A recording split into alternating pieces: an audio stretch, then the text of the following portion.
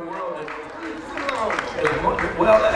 Okay, I'll be glad because I try to keep from busting people, when I tell that story, I was including myself. I was out in New York City visiting Miss Della Reese. That was my first angel there. As a friend, she and I was good friends. A friend of mine worked for us, so I went out there to visit in New Rochelle, New York. Her man was the band leader. He was a drummer. And so I got tight with him. Everybody was cool. And the band started saying that it was my man Calvin's birthday coming up soon, and Della was going back with Lincoln. I thought that was great, because we from Detroit, we like big cars, Cadillac, Lincoln and stuff. So I slipped up and told him one day, I said, man, I heard Della getting you a Lincoln for your birthday. He said, I don't want that Lincoln, man. I said, oh, you didn't hear me, did you? I said, Della Reese is buying you a Lincoln for your birthday. He said, I want that Mustang. I said, what the hell is a Mustang? He said, you being from Detroit, don't know what a Mustang? I said, I sure don't, man. So we was riding down Riverside Drive one day in New York City. We was riding down, getting high, drinking wine.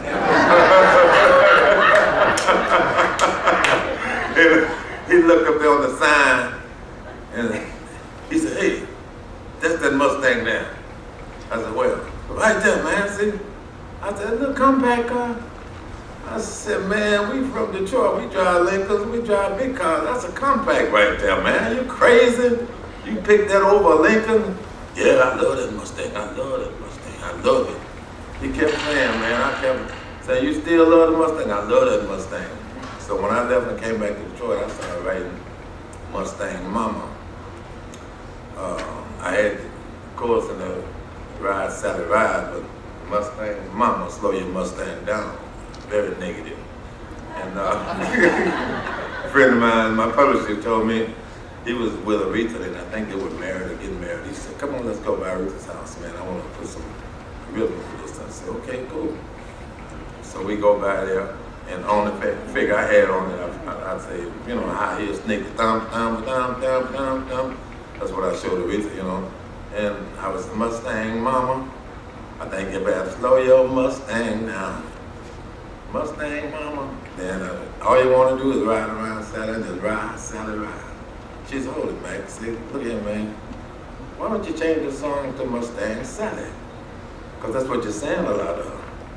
I said, cool. Let's go Mustang Sally. So we got that in, and we took it to the record company, which was Mercury Records. They had a label, which was an R&B label with Mercury. It was called Blue Rock. So they loved the little demo we took over there. Right away, they fell in love with it, So we came back to Detroit, we cut it, and there was a lady on radio called Martha Jean the Queen. She was on WCHB, and back in the day, disc jockeys would make your songs by just capping on it and capping on you or something, or jugging at you, When she played, she said, oh, Mack Rice, he wearing a suit and a tie now. I used to know he was just old plain Mack Rice, but now all of a sudden he got to be Sir Mack Rice, and she kept laying on those lines, and the record broke out, And those were my three angels: Della, Aretha, and Martha Jean the Queen, late Martha Jean the Queen. And it's all glory from there, all happiness from there. And we all know it's such a great song that everybody in the world has played it. Yeah, one more thing I want to say, because a lot of people don't know, I put it out first. I made a little noise, I got gigs off of it and stuff, off of my version and everything. Pickle and I was singing with the Falcons at one time, so people ask me, they don't even know I ever sung it. They don't even know I wrote it. They think it was Pickett. They said, well, how did Pickett get it? I said, okay. I was going to the Apollo to do Mustang Sally. That was a hit enough for me to go to the Apollo in New York and do that song. So when I got there, the promoter said, man, I don't think it's going to be no show because Clyde McFadden's supposed to be the star of the show, I said, oh, yeah. He said, but he ain't gonna show he's sick. So I kind of knew what was wrong. Clyde was drunk, you know. He didn't want to do the father. I said, well, you know, I know Pickett. He's living in New York now. I can get him probably. He said, could you do that? I said, I'll try. I called Pickett, and he okayed the deal, you know. So he came in there because he was the star of the show. And that's what they needed, a star. And when I came out and sang Mustang Sally, Pickett came up to me. Hey, man, I'm going to do that song, man. I said, yeah, right. I didn't think he was going to cut it, you know. I said, yeah, right, man, you know. Because I wasn't concerned exactly about nobody doing it, you know. But until I found out what the money was, you know. I've had the B side of the Young Rascals did Good Lovin', and I was on the B side of that. And they told me I get the same money that the A side did, except no radio airplay I wouldn't get. So I said, hey, that's what started me to writing right there. When I found out I get that kind of money. So Pickett cut it and it became a smash. Hadn't been for Pickett, it wouldn't have been big as it is now. He made that song. He made it. And I had a lot of copies, a lot of cuts on it too. And I just thank all y'all for buying it. I know y'all got one.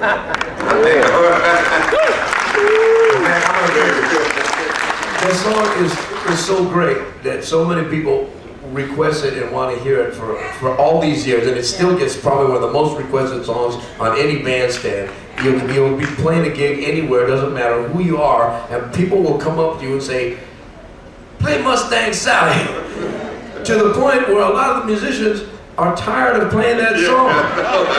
Now, but here's the coolest thing in the world is to be able to play it along with Mack Rice, the legend. A great opportunity that I'm not going to pass up. So.